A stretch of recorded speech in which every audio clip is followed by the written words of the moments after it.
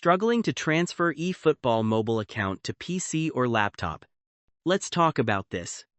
So, let's start the video. First, open your eFootball mobile app on your phone. From the home screen, tap on Extras. Inside the Extras menu, select Support.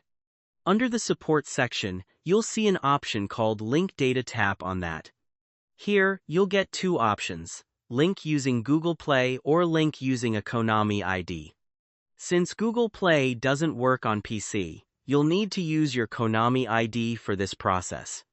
If you don't already have one, go to the Konami ID registration page in your browser and create a free account using your email address.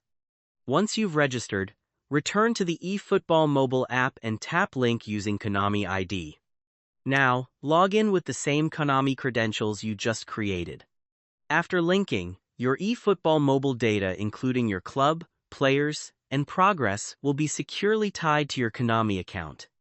You can verify this by returning to the Link Data page, where it should now say View Link Data. Once that's done, move over to your PC. Open Steam and make sure you've downloaded eFootball 2025.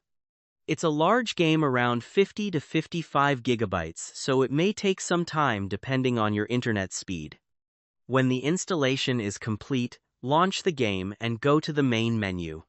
On the first login screen, choose Link with Konami ID. Enter the same Konami account details you used to link your mobile data. Once you sign in, your mobile account progress will automatically sync with the PC version of eFootball.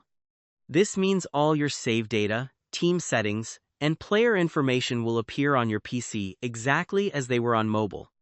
If your progress doesn't appear immediately, restart the game and log in again. Usually, it syncs right after that. That's it. Thank you for watching. If you found this video helpful, don't forget to like and subscribe.